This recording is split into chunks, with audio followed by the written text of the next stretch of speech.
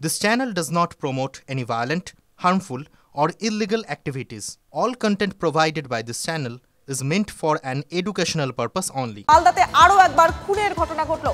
এক যুবককে কুপিয়ে খুন এবং ভাইকে বাঁচাতে গিয়ে গুরুতর আহত অবস্থায় মালদা মেডিকেলে ভর্তি রয়েছেন ওই যুবকের দাদা। কি ঘটনা জানবো, আমাদের সহকর্মী সুব্রতোষ এই মুহূর্তে রয়েছেন আমাদের সঙ্গে। সুব্রতোষ, UEM Jaipur is a perfect target for prospective students aspiring for good jobs, good education with future-ready skills. রনিপা, হোলিতে রং খেলা চলছিল, সেই সময় চা বিক্রেতা বিকাশ ঘোষ সে তার দাদাকে নিয়ে বাইকে করে ঘরে ফিরছিল রাতে।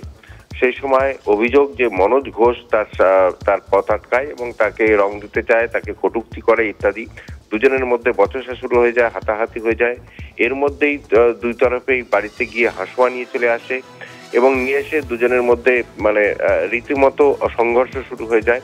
এরপরে এলোপাথারি কোপ মারে অভিযোগ মনোজ ঘোষ এই বিকাশ ঘোষকে। শুধু তাই নয়, বিকাশের যে দাদা ছিল সঙ্গে তাকেও কোপ মারা হয়।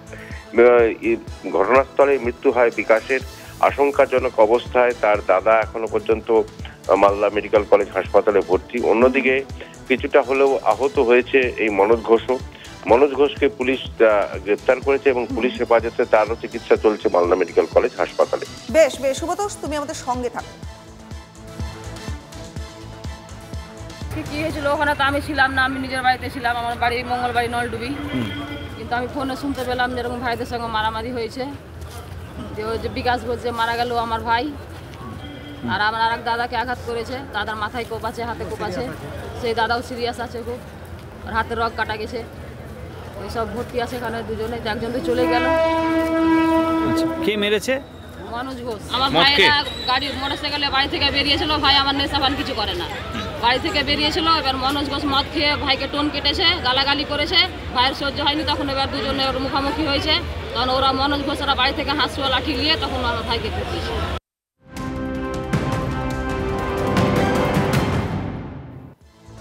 দেখুন, এখন পরিস্থিতি এমন পর্যায়ে গিয়ে দাঁড়াচ্ছে যে মালদা আর শুট আউট এই দুটো শব্দ যেন সমার্থক শব্দে পরিণত হচ্ছে। কারণ মালদাতে একের পর এক শুট আউটের খবর। আরও একটা শুট আউটের খবর দেবো এই মুহূর্তে মালদা থেকে। তৃণমূল বিধায়ক সাবিত্রী মিত্র, তার বাড়ির কাছে গুলিবিদ্ধ হলো এক যুবক। সাবিত্রী মিত্রের বাড়ির কাছ থেকে গুলিবিদ্ধ হলো এক যুবক, বিপ্লব ঘোষ তার নাম। বিপ্লব ঘোষ নামের ওই যুবকের হাতে গুলি লাগে বলে খবর। আর কি কি তথ্য আসছে, আমাদের সহকর্মী সুব্রতোষ রয়েছেন আমাদের সঙ্গে। সুব্রতোষ,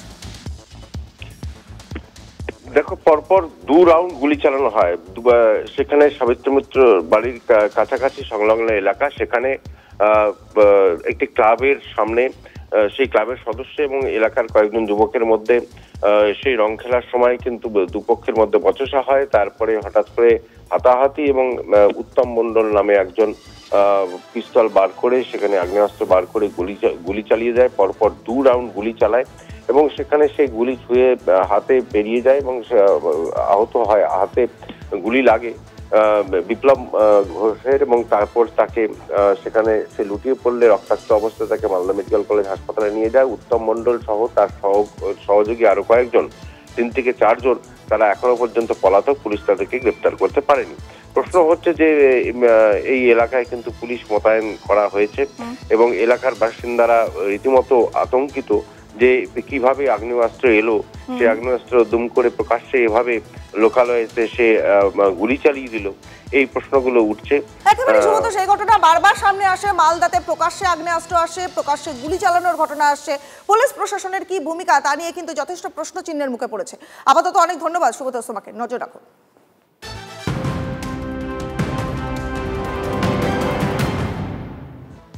আর মালদাতে শুধু যেই গোলাগুলির খবর তা কিন্তু নয়, একেবারে পারিবারিক বিবাদ, একটা সামান্য বিবাদ। কি বিবাদ? যে ক্ষেতের ফসল ছাগল খেয়ে নিয়েছিল।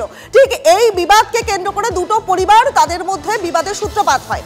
ঝামেলা, অশান্তি এমন চরম পর্যায়ে পৌঁছে গেল যে মালদার ভূতনিতে একেবারে রক্তারক্তি কাণ্ড ঘটল।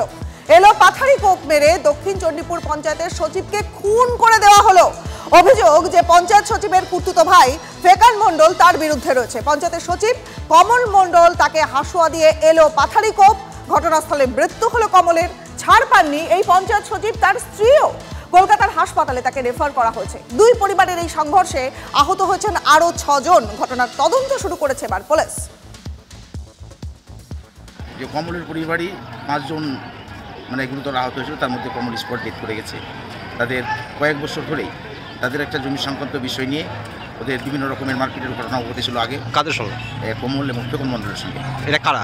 ফেকন মণ্ডল ওদের যদিও অত্যুত্ত নয়, প্রতিবেশী। আচ্ছা, এই জমি সংক্রান্ত তাদের পাশেই তার বাড়ি, এই জমি সংক্রান্ত ব্যাপার নিয়েই কিন্তু মাঝে মাঝে এই ধরনের একটা মারপিটের ঘটনা ঘটে থাকতো। কিন্তু আজকে পরিস্থিতিটা যে এত জটিল আকারে ধারণ করবে সেটা কিন্তু মানুষ জানতো না। কি দিয়ে আঘাত করেছে কমলকে? আসো আমাকেও তো ব্যক্তি আশেপাশের ব্যক্তি ফোন করলো যে কোমলকে কেটে দিয়েছে, কেটে ফেকন আর ওর ছেলে আর ওর বউ মিলে, এটাই আমি জানি। এবার ওকে নিয়ে আসলাম হাসপাতালে, হাসপাতালে আস্তে আস্তে এই কোমল মারা গেছে। কজন আহত আছে? 5 জন আহত আছে এখন বর্তমানে।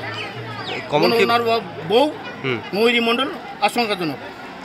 কমল কি স্পট ডেট হয়ে গেছিল? কমল স্পট ডেট। একটা পারিবারিক জমির একটা ঝামেলা সৃষ্টির জন্য হয়েছে, সেই পরে অনেক কেউ আহত হয়েছে। আর আমাদের দক্ষিণ জনপুর গ্রাম পঞ্চায়েতের সেক্রেটারি ইনচার্জ উনি স্পট ডেট হয়ে গেছে।